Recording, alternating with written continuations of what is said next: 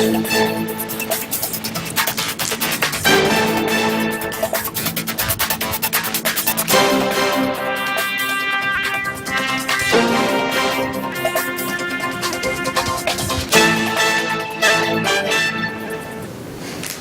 I want to welcome everybody to tonight's work session. It's kind of a special work session because it's the first work session we've ever had where we're going to welcome the new mayor-elect. So does anybody have anything they need to get off their chest before the regular meeting tonight? Nope, a bunch of happy faces. Okay. Mr. Gradishar, come on down and welcome, sir. Thank you.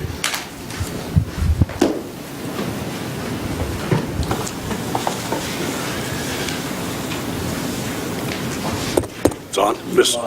We're live, all right. Mr. Schilling and members of the City Council, thanks for the opportunity to chat with you a little bit about where we're at as we transition the City of Pueblo to this mayor form of government.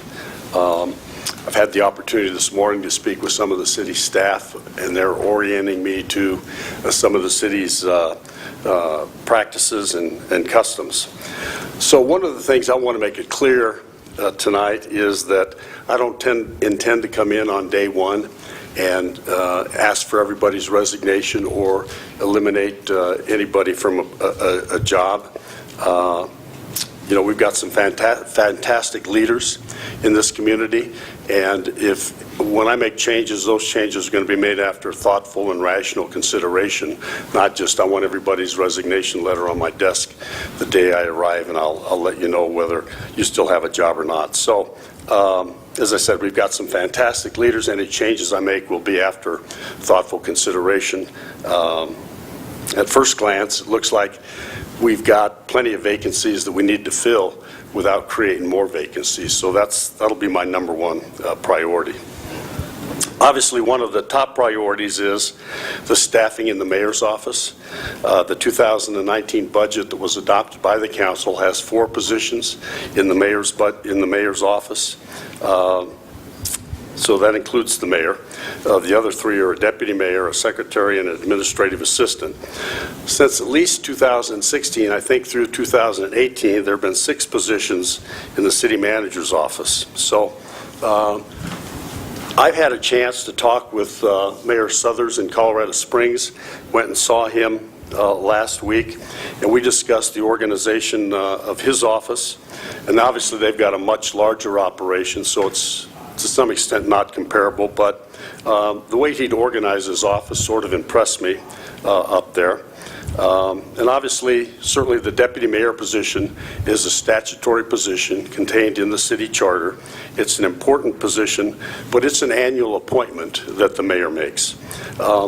My intent would be to select a deputy mayor from among the department heads as the charter allows, rather than create a new department in the mayor's office and then appoint that person who would be the deputy mayor. So that's sort of what my intent is at this time. My preference is to have a position created in the mayor's office called the chief of staff position. That's what Mayor Suthers does, and I think we can do that at or about the same amount of money that's been allocated in the budget at this point. So very shortly you'll see a request that we create that position in the mayor's office, and I'll begin the work of filling that position. I think it's also important that we have in the mayor's office a public affairs person and who also can serve as an ombudsman. This person would be responsible for maintaining a robust dialogue with the community, a robust community relations program, keeping contact with business organizations and other governmental entities, while keeping the internal and external public involved and informed on issues that may affect them, while seeking to find common ground with stakeholders trying to navigate city processes and requirements. What I heard during the campaign was that we need to make it easier for people to navigate some of the bureaucracy and some of the rules and regulations that the city has. Not that we want to lower any of our standards or anything like that, but we need to make it easier for people to do business in the city of Pueblo. And I think having an ombudsman that can help people sort of navigate that would be helpful. I also want to implement an idea that Councilman Nickel had during the campaign, and that's to bring in a grant writer in the mayor's office. Ideally, this person should pay for themselves many times over in terms of obtaining grants for the city. Many of the departments of the city are writing their grants now, but those grants are being written by people that have other duties and other responsibilities. And I think we need to strengthen the research and development efforts across the department. So somebody in the mayor's office who's coordinating what grants are available and what grants various departments of the city would like to go after, I think would be terrific. I think overall there needs to be a coordination of that. I'm also investigating the possibility of having a budget officer in the city, in the mayor's office. You'll hear more about that as we move forward and get developed, but it's clear to me that we have to constantly stay on top of the budget. And since the mayor and the mayor's office is responsible for developing a budget and making sure that we live within that budget, and preparing it and executing it, that person, I think, should be in the mayor's office. So as we get some people on board, we'll explore that a little more, certainly come back to the council and say, this is a recommendation we have for this position. But I think we need to be always watching the dollars and cents, where the money's coming from and what we're spending the money on. Let me just make a few more remarks, then I'm happy to answer questions that members of the council might have. As we move forward through this transition and through establishing this strong mayor, I'm sure from time to time there will be things that we won't agree on. In my talks with Mayor Suthers, one of the things he cautioned about and talked about was that site selectors for companies notice a political dysfunction in communities, and that sort of gets their radar going when there's political dysfunction in communities. And he related to me some stories about Colorado Springs that happened years before he got there that he was having to talk about with some of these site selectors because they'd been publicized. So as we move forward, what I suggest is that we try to minimize the disagreements that we have in public. If we have issues with one another, I think we should discuss them privately rather than publicly. Obviously, we'll strictly adhere to the open meetings requirements and the Open Records Act, but we're going to be much more effective and do less damage, I think, to our economic development efforts if those disagreements that we have are discussed in private. And they're kept to a minimum and reserved for the end of the process rather than as the preferred method of resolving our disputes. So I'd ask all of us to try to approach it from that aspect as we move forward. As you know, in the city of Pueblo, you can only hold one elective office at a time. So I will be resigning my position on the Board of Waterworks, and that's a vacancy that the members of the City Council will fill. I'll probably do that Thursday, and I would urge you to develop a process and move quickly to fill that so that the Board of Waterworks can get up to full strength as soon as they can, so they can continue to do the important work there as seamlessly as possible. And finally, I want to invite each of you to the inaugural ceremony that we're going to have Friday at 12 noon in this building. It should last less than an hour, but it'll give the community an opportunity to witness the commencement of a new chapter in the history of the city of Pueblo, and I'd invite all of you and encourage all of you to attend that inaugural ceremony. So with that, I'm happy to answer any questions that you might have or listen to any comments that you have. Anybody? Well, Larry or Ray? Somebody talk first.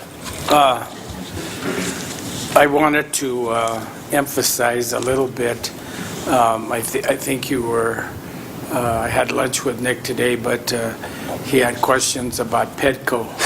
And I was one of those people that, both in public and private life, that had questions about the way Petco operated.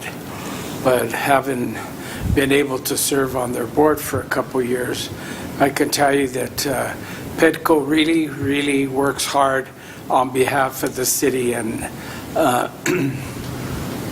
they keep in touch with every issue that comes up, companies that express interest in coming to Pueblo and then didn't come, because everybody, I get tired of hearing about the Budweiser plant that didn't come and stuff like that, but I can tell you from personal knowledge that Petco does an awesome job in attracting companies to Pueblo, and they'll bend over backwards to bring those jobs here. And last year I thought they had a really good year, and we brought some really solid companies here. But I'm happy to be able to sit on their board and be able to tell people that they do a great job, and the impression that anybody might have that they don't is crazy. Yeah. That they do work hard and make an opportunity to bring jobs to Pueblo. I'd share that endorsement, Ray, as you know, I think there's nothing more critical to the moving this community forward than increasing the economic activity here. And I think Petco obviously is the organization that we have sort of charged with identifying companies that might move here. So I really look forward to working with Petco and helping target some industries maybe that Pueblo could take advantage of. Thank you. Larry? Yeah, Nick, on a personal note, you mentioned that harmony between the mayor's office and city council is of utmost importance. It's always been my philosophy in terms of my colleagues and just about anybody that I work with, is that if I support your issues or your projects and you support mine, we get two things done. If I oppose you and you oppose me, we get nothing done. So you can be assured that I'll support your issues and projects and give them all the weight in the world, and then we'll worry about the color of the paint on the walls after. Because we can disagree on that, but the issue is, do we get a certain project done that's going to benefit the city? That's what's important. The color of the walls is something that we can talk about afterwards. And those little disagreements might be minuscule. But the point is that if I support you and you support me, or we support you and you support us, we get two things done. Right. If we go the other way, we get nothing done. Well, I'm not naive enough to think that we'll all agree on all the projects all the time. So we'll have our honest differences and our honest disagreements. Yeah, And like I say, the paint on the walls. That's okay. Pardon me? Like I say, the paint on the wall. Yeah. After the project gets done, we'll figure out what color paint is going to be on the wall. But the project itself is, and if it's going to benefit the city and the people of Pueblo, Right. then we should work together on it. Agreed. Mark? Thank you, Mr. Chairman. Mayor-elect, thank you for coming tonight. It's very, very exciting time for us, and I appreciate the fact that you came before us and gave us your vision. I do have a question, though. When, in 2017, I believe it was, when the mayor initiative was being presented to the people, what I heard in that election cycle is that when we elect a mayor, the mayor is going to replace the city manager, obviously, and we're going to be able to do it for the same money that we had, that we were paying the city manager. But now I'm hearing that we're going to have a chief of staff, an ombudsman, a grant writer, budget officer. So is it your intent to add to the budget these positions? And so it's not really what was sold to the people of there was not going to be any increased costs to the budget when we elected a mayor? Honestly, I can't tell you, Councilman Aliff, what the cost will be on those positions at this point, because I'm just sort of starting that at this point. But I would be surprised if we couldn't add those positions and get the job done for what this was spent in the city manager's office, for instance, in 2017, 2018. Now, obviously, they were funded for 6 positions at that point. Now they're funded for 4. So actually, 2 positions have been cut out of the mayor's office from what was in there before. So what I'm proposing, I guess, is that let's take a look at putting those back. And there are other ways to do it as well. I mean, we have a public information officer that works for the city. Apparently that person, and you know, I'm just sort of getting into the weeds on this a little bit, works in the IT department, and so my idea is to reach out, and maybe that person's already funded by the city, and maybe they can be on assignment in the mayor's office where I think those central communications ought to come out of. So I think there are ways to work with some of those problems so that it shouldn't cost us any more money.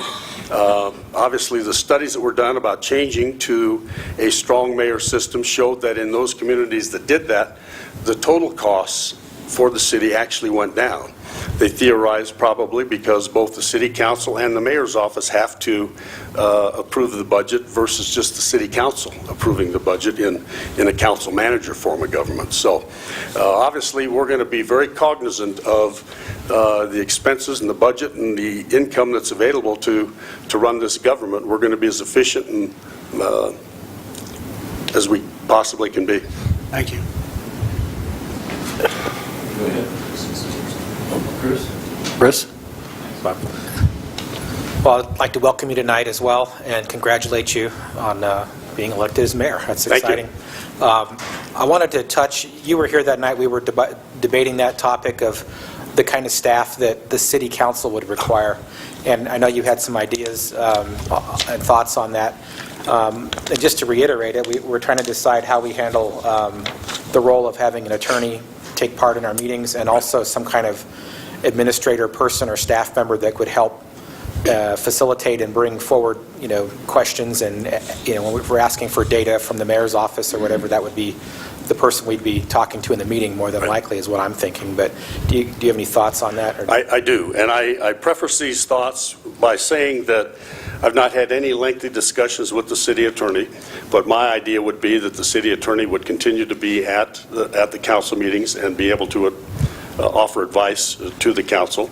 I think, and I probably sent you all an email when this topic came up, saying that we ought to wait and see what happens vis-a-vis, do you need to hire a full-time attorney? Do you need to hire an attorney? Do you need to have full-time administrative staff? Inevitably, I say inevitably, but 99% of the time there's not going to be a disagreement between the mayor's office and the city council on legal issues. Those rare occasions, I think you need to have somebody available that can give you independent advice if you think that's necessary. But I anticipate that would be rare, which is not to say you shouldn't identify somebody who you can work with if you need to do that. With respect to the administrative help, I had a conversation with the staff in the soon-to-be mayor's office this morning, and I didn't know, how much administrative assistance they provide to members of the city council and those kind of things, but from what I've learned from them, I think we can proceed as we have been if you feel comfortable with that. And if it looks like that that work becomes overwhelming or there are some conflicts that develop in some fashion, that we could maybe do something different. But I think my thoughts would be that we sort of proceed as we have been proceeding and see how that works, so that you don't have to go out and hire a part-time staff or a full-time staff that, maybe wouldn't be doing enough to keep themselves fully occupied during the day. And a part-time person creates problems because if they're not there and somebody needs to talk to them, it sort of becomes a problem of those kind of things. So I guess those are my thoughts, Councilman Nickel, at this point, is that we see how it is moving forward. Yeah, I think that's something we can work through, and I do think there ought to be somebody that attends the meetings from a staff perspective that we can talk to, and I think that would be helpful. Yep, and there will be, as I say, I think the city attorney will be here, and my idea would be that probably the chief of staff would be at all or most of the council meetings, who would be familiar with what's going on in the mayor's office.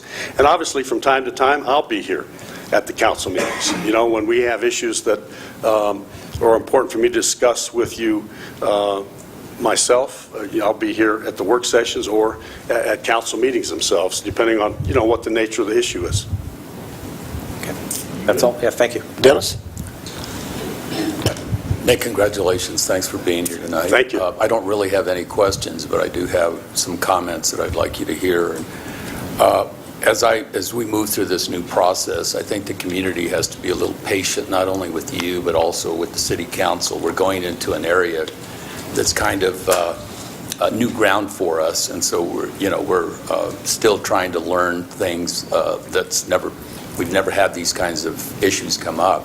So I wanted the community to know that I would like to see a little patience going in there for the next probably 6 months, because there's going to be a lot of changes.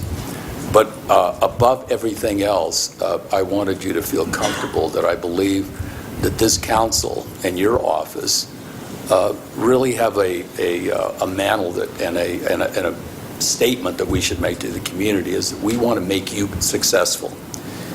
That's one of my goals. I think making you successful makes the community successful, and obviously you want us to be successful as a city council.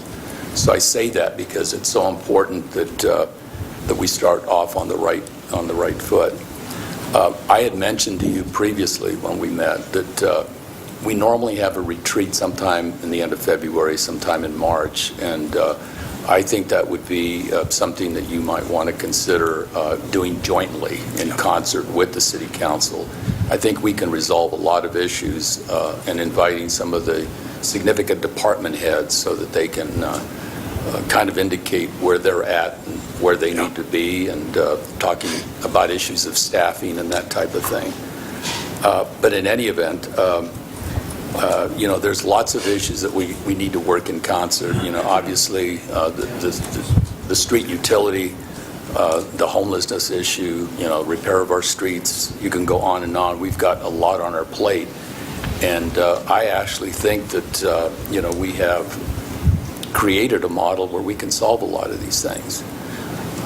The last thing, and that is that we also have another opportunity. Obviously, this relationship is new, but I really see an opportunity to maybe get closer with all of the other governmental entities in the community, like Pueblo County, District 60, even the Water Board. I think there's an opportunity to come closer, and so that we can work more in concert and solve a lot of problems, because I think we've got a good team. So welcome again. Looking forward to working with you. Thank you. I appreciate those comments, and I do think the community expects us to work together to move forward. And there's no doubt in my mind that each one of you has the best interests of Pueblo at heart, and that's what's going to motivate you as we move through this process.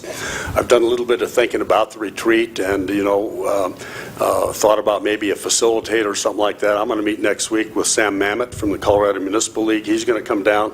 He's going to be retiring from the Municipal League, and somebody suggested to me that he might be a pretty good facilitator because he's been around a long time and knows a lot about municipal government. So that's probably something I'll explore with him, whether he has an interest in doing that. And then I think it would be helpful for all of us to get together, and I can sort of outline for you where I see things going. Each of you can outline for me where you see things going, and whatever department heads you think you'd like to hear from at that, let's call it an advance rather than a retreat, we'd make available. I was at the retreat last year and sat through most of that while all the department heads came in, and I'm not sure that's as helpful in this new situation as it was last year, but certainly we're open to suggestions, and I think it's a good idea for us all to get together and spend a day kicking it around. Ed? Well, congratulations, Nick, and I look forward to working with you. I'm sure we're not going to agree on everything, but we'll move the city forward. So I know we don't have enough money to do all the needs, and so by you getting elected, you have some priorities to help us get through that. So thank you. Thank you. My turn. Mark sparked a real spark in me when he brought up the fact that all these things, you said two things. One thing scared me about, it was something I think like, we'll try and stay within the budget. Then the second thing that encouraged me was we are going to stay in the budget because I'm also going to have a big problem if you can't live within your means the first year. Number two, I look at you as a quarterback. The city finally, in my mind, has a quarterback. We've had it, we're the linemen or whatever you want to call us, but we finally have a leader, a quarterback that we're counting on to be able to get things done. And that's a huge job, and I'm glad you're doing it. But us and the community are, I think, excited about it. I know we are excited about having you come in here, and I can't think of a better term than the quarterback for this team. And I think you'll do a great job. You've been around before, but you know, in this job particularly, you need to learn to forget quickly, and you got to leave the guns and egos at the door. Otherwise, we will not function at all. So we've disagreed on this, council, but there's been nothing in the public, nothing like happened before when the other three were left council. You got a real solid group to work here. Now, good luck in years down the road, whoever gets elected, you can't control that. But you got the opportunity with this group here to really move forward. And again, Nick, I think we're looking at you, I am anyway, as a quarterback. Yeah. And we'll do whatever we can to make this team work and make you successful. That's all I got. Well, I intend to take advantage of that. Okay. You know, moving the community forward and working with all of you. So I think that's what the community expects, and we'll do it. Okay. Anybody else? Welcome, sir. Thank you very much. Glad to have you. See you Friday. Thank you.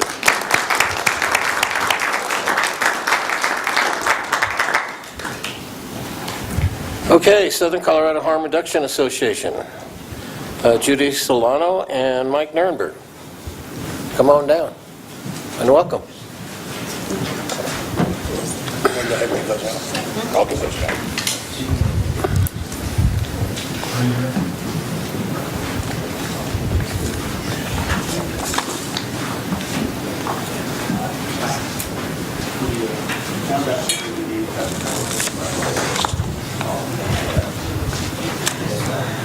We went old school, sorry.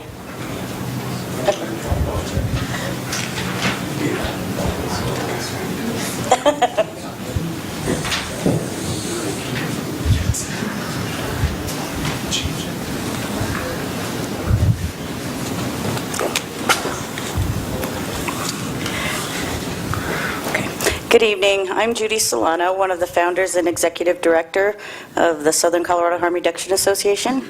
And we're here for a number of reasons. First and foremost, to educate and to share with council the effect and the collaborations and the work that we're doing in the community. And also to ask for your assistance to make sure that we stay functioning in this community.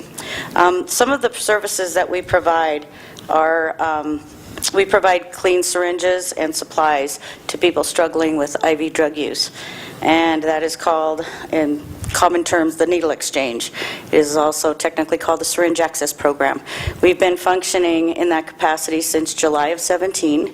We started with 35 clients, and I will get to those numbers here shortly. We also provide services in AccuDetox, which is ear acupuncture, which decreases cravings, withdrawals, anxiety, depression, insomnia, really helps and supports folks in recovery as well as people that are still struggling with addiction.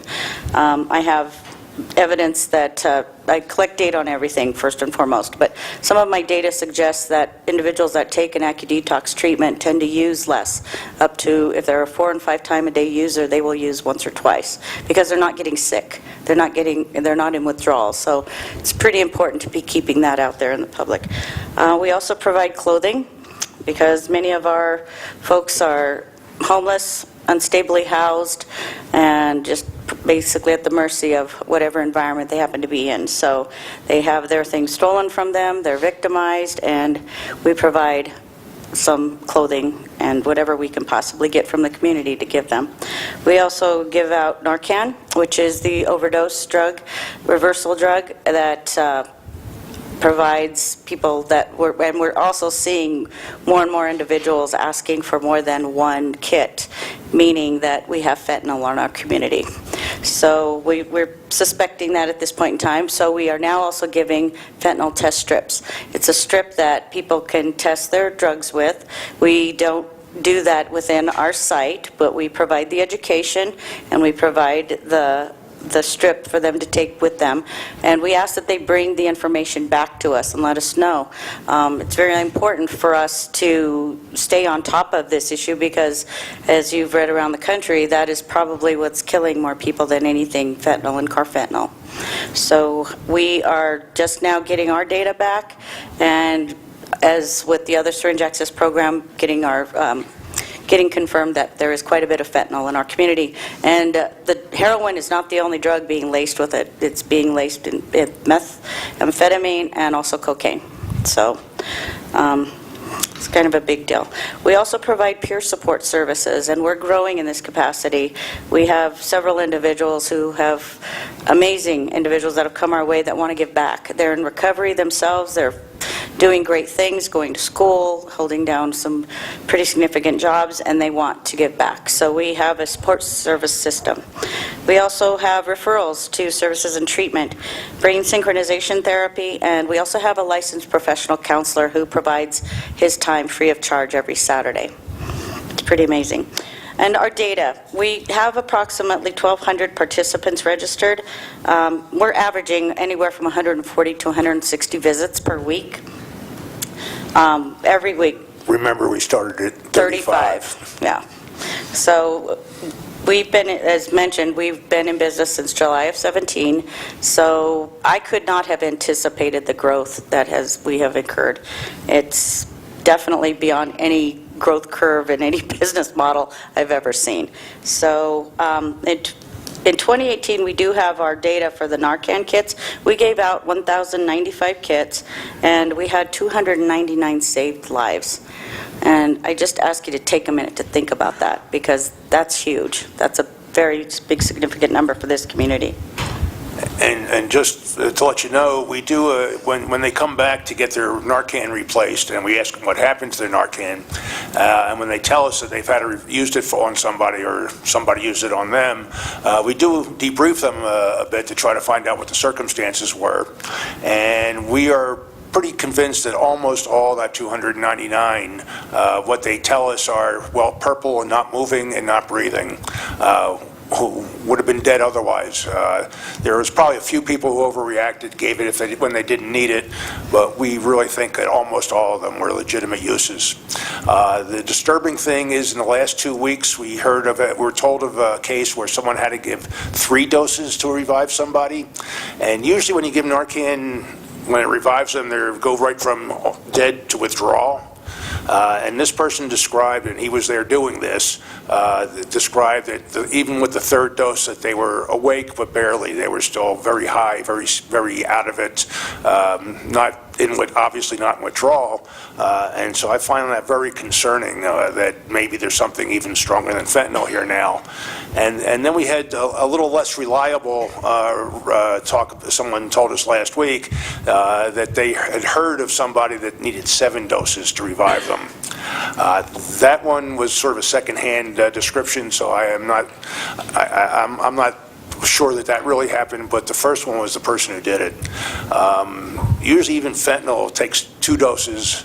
I'm worried that carfentanil is starting to arrive, and that's 100 times stronger than fentanyl. So when we do these services, keep in mind we always provide education and opportunity for people to seek services and ask us for resources. And sometimes they'll take it, and sometimes they won't. But that's what we're about. We meet them where they're at, because eventually they do ask for help. We were providing HIV and Hep C testing once a month through the Liver Connection of Denver. They have not been able to provide that service, so we are currently working with the health department to work with us in setting up those services. That's a huge need, because these individuals, they trust our environment. So this is why we're seeing more and more people bringing services. Really adds to their support systems and the opportunity for them to seek change. We're averaging 10 to 15% of our participants asking for help every week. Again, I collect data on everything, services, needs, demographics. We pretty much have it all, and we need that for our grant writing. We are also the authors of the LEAD grant, which was awarded to Pueblo County. I'm sure most of you are aware of that.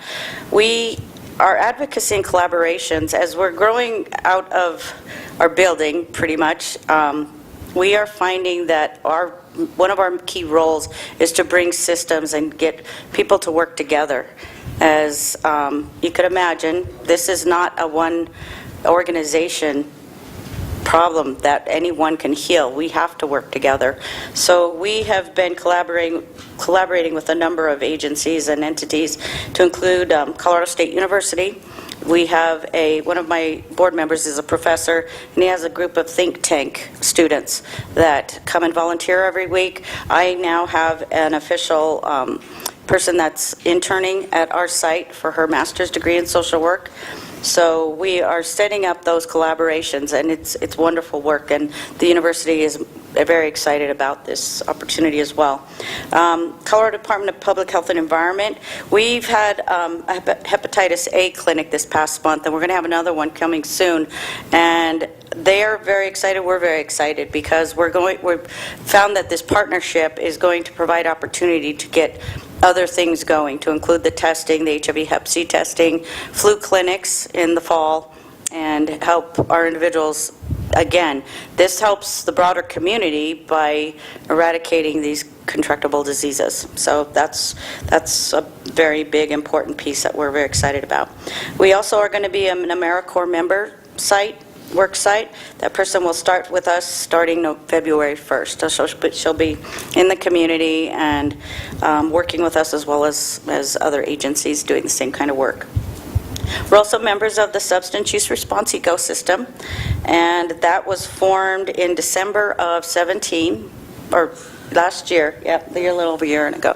And that is a citywide entity and county that, well, again, our focus is to address the public health crisis. It's labeled the opioid crisis, but we all know that it is more than that. It is substance use crisis. So we have some great relationships. We are setting goals for the next year and obtaining those goals as a collective whole. We also are members of the Governor's Consortium for Prescription Drug Abuse Prevention. Dr. Nurnberg and I are both on several work groups, and oftentimes we're kind of the only face from Southern Colorado. So we're working very hard to keep our information, our problems at the forefront of those at the state level, because we often get forgotten about. So we're both on, 3 or 4 different of the subgroups? Five work groups. I've lost track of one. But anyway, what I've been doing, I've been involved with that for several years now, and I see that as a two-way communication. I take Pueblo's issues up to there, and then I bring what I learned there back down to Pueblo. I'm sure a few of you remember some of the information I brought a few times. That's where I got it from the consortium, so I knew what was going on. I could come here and inform City Council. That's, I think, a very important relationship. We find out about grants that are coming, programs that are getting started, have input on where the state can go or can help guide about the needs down here in the southern part of the state, up at the state level with that. We're also members of the newly formed Housing Coalition that Councilman Aliff and Commissioner Wiseman are heading up, and we're very grateful and excited about that, and willing to offer our expertise and knowledge in any way we can. We've also recently partnered with Tribe Recovery Homes of Denver. They are a peer-run recovery home system that they've been working at for the last 3 years. I've known these gentlemen for several years and been watching them grow, and they are being very successful at what they're doing. And we've been talking to them for probably the past year and a half, and they're finally ready to start coming down to Pueblo and looking at sites. They know we have no resources here, and they are also wanting to partner with us to start to look at sites and properties and develop their systems down here. That's a big one. Partnerships with Latino Chamber, of course, we're members, and also the National Harm Reduction Association. Very important to know what the trends are in the country as well as nationally and internationally. So we are getting information and working and collaborating. There are so many different entities. I appreciate our new mayor's insight on the grant writing piece, because that is any agencies and entities and cities that have several resources coming, you have to have that piece. I've learned this from personal experience. I write the grants for our organization, and it's a tough deal. When you're up against federal and state grants, they're virtually impossible. You need that support system, and you need someone who can take your puzzle pieces, your data and your information, and put it into a comprehensive proposal. So just a little commercial for that. Sorry, digressed. We've also partnered with the League of Women Voters, the Care and Share SNAP program. Once a month we have a person come in and sign people up for food stamps and requalify them every month. That's a very big service. I mean, she's usually backed up and can't even see everybody that comes into the center for that day. So that's a very successful program. We're also involved in the point in time count, which is taking place on Wednesday morning from 3 to 5 a.m. We are a data gathering site for the southern part of the city, and we'll see how that goes. We're very excited about that. We've also partnered, and I forgot to put it on there, with the Drug Policy Alliance, which is a national organization. We work very closely with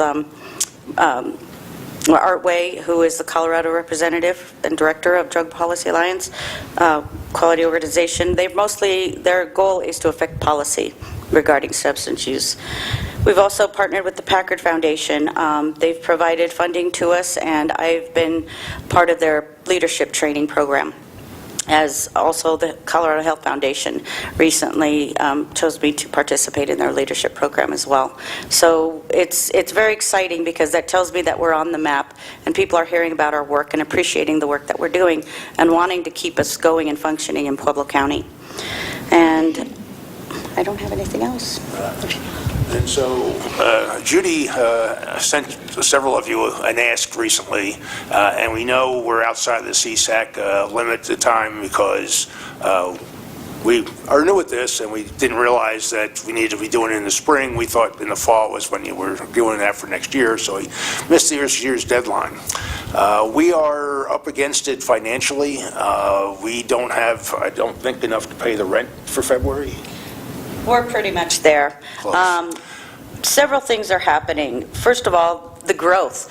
Our supplies are averaging around $7,000 a month, just supplies. This is not anything else. And so, again, it just reinforces the fact that I could not have estimated this kind of growth. Don't know. Many ask us, is it because people are more active in using? I don't believe that's the case. I believe that it's more that we have a reputation and a place that they can come to get resources and be safe and respected and treated as human beings. So that's where we're at. We do need assistance. We are asking for $10,000. If you can help us, that would be fantastic. We have several things in the works, other grants. I've been hard at it, but again, this time of year, and we did not suspect, and we also felt or believed that we were going to be a part of the case management system for LEAD. So that planning fell through, and so did our infrastructure with it. And so while we do have prospects and everything, the grant cycle is such that we don't have a way of staying open until the grants start arriving, which is going to be April and May. And so we need help in the short term to be able to stay open until then. If not, all this will go away, and I think this is really crucial to the community from this at this point. Excuse me, that it? Yes. That's it? Okay. Yeah. Any questions? Mark? Thank you very much, and thank you for what you do for the community. These numbers are mind-boggling, considering from where you started to where it's at today is just, I just can't hardly believe it. I know you keep a lot of data. You said you cover that. Is there a dollar amount that the that this program saves the community? I mean, can you equate it into medical costs or anything like that? That's a great question, and we've That is been a great trying to get question. that information. Anecdotally, we've been told by ER docs that they have seen a decrease in visits for wound care and endocarditis, different things that are associated with substance use disorder, especially IV drug use, since we've been in play. And that would make sense. I mean, we're both medical professionals, and we do those assessments. We're not a clinic. We don't provide medical services on site, but we can certainly assess and tell somebody whether or not they need to go to the ER, and we do. And just and again, this is anecdotal, and it's hard to get definitive data because we don't take names, and so some of that makes it harder to actually follow things. I've noticed a marked decrease in the number of abscesses I see at our facility. We used to see 3, 4 a week, 4 or 5 a week, sometimes more, sometimes a little less. I'm not sure I can remember the last one I actually saw at our place. And clean needles have been shown to reduce the skin issues from injecting drug use. Just the 299 overdose referrals. We tell people, give the Narcan and then call 911, and we explain to them why, and we know for sure most of them aren't doing that. They're reviving their friends, reviving their acquaintances, or getting themselves revived, and they're not going to the hospital. Now, I know the overdoses are a big issue at the hospitals anymore, but this would be 300 more. So, yes, we do believe we're saving the community money, but I don't know how we could find out and figure out how much that is, other than a general gestalt of as our clients' health and situation improves, they will be costing the city less. And then if this housing thing starts and our clients are getting moved into housing somewhat, again, that's going to be a distinct cost savings to the community. Well, I think it's a worthwhile program, and if it only takes $10,000 to keep it going, then, I would support that. Thank you. Who wants to be next? Chris and me. Chris? Thank you for the presentation. So when you give out Narcan, does it have to go to like a medical professional, or does it go to just somebody, anybody that's requesting it, or how does that work exactly? Yes, it goes to our clients, and anyone, actually. I've encouraged family members to come in, spend some time with me personally, and discuss not only the opportunity to provide Narcan to them, but also some support systems, because families get neglected oftentimes. We focus so much on the person struggling with addiction, we forget about their support systems who are just as sick. So we are focused on this next year. We want to be able to provide Narcan to whoever wants it in the community, including libraries and educators, whoever would like to have it. Now, we do train everybody in how to use it, when to use it, how to use it, and what to do. And also in the Good Samaritan law that there is surrounding people aiding people who are overdosed and calling 911 and staying with them. So there's about a 5-minute training, and also about a 5-minute training on the fentanyl test strips. We haven't been doing that long enough to have results yet, but the other program in town, because they are better funded, has been giving those test strips out for longer than we have, and they are getting fewer overdoses reported back to them since they started giving out the fentanyl test strips. I don't see why that wouldn't apply to us too, but we just don't have that data yet because we just haven't been doing it long enough. The other piece of that, though, is the trust that's developed, and B, we're found as if we can get people come there or they're on a mission. They're there to get their stuff and get going. And so if we can encourage them to sit around and stay with us a little bit, that's when some of the conversations start to happen. And so the Narcan is a place where conversation can start. So it's, aside from just saving the lives, it does lead into that. Thank you. Dennis? Thank you for the presentation. It's eye-opening, I got to tell you. We had Professor Yankee come last week during our commentary section. And I think it's the point-in-time count that he's involved in.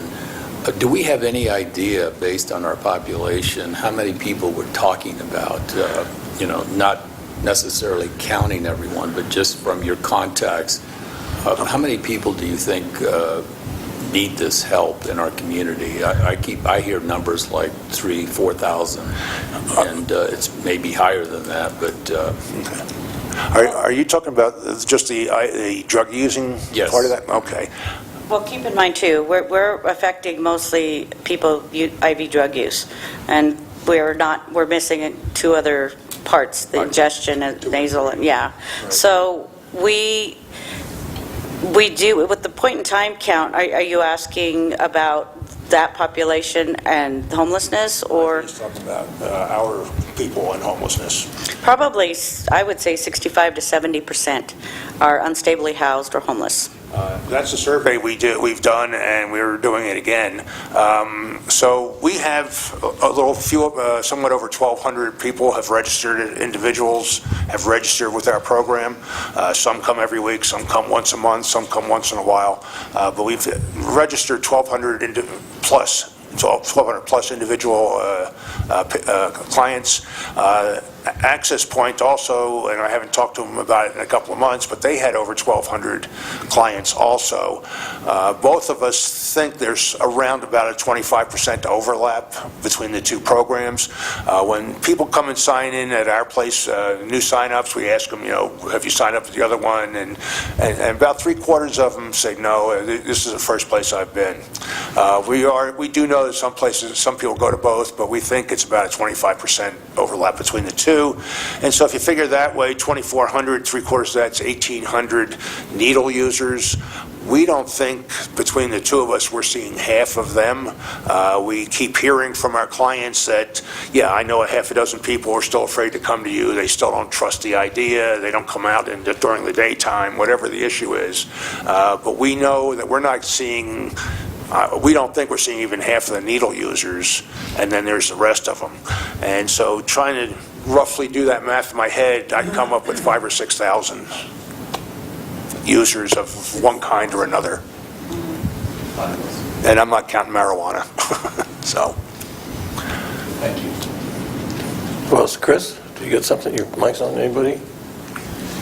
Okay, I think we're good. Thank you for all you do, as Mark said. Okay. Thank you for your consideration.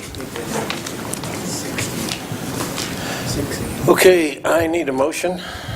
I move that we go into executive session for the discussion of a personnel matter under CRS Section 24-6-402, paren 4, paren F, and not involving any specific employees who have requested discussion of the matter in open session, any member of a board, committee, or commission of the city or the city council or any elected official, or the appointment of any person to fill the office of a member of a board, committee, commission of the city or the city council, or of an elected official, or personnel policies that do not require the discussion of matters personnel to particular employees, for a conference with the city attorney for the purpose of receiving legal advice on specific legal questions under CRS Section 24-6-402, paren 4, paren B, and the following additional details are provided for identification purposes: to discuss a personnel matter, and second, following the discussion of the personnel matter, to receive legal advice from the city attorney. So moved. Been moved and seconded, and we're adjourned.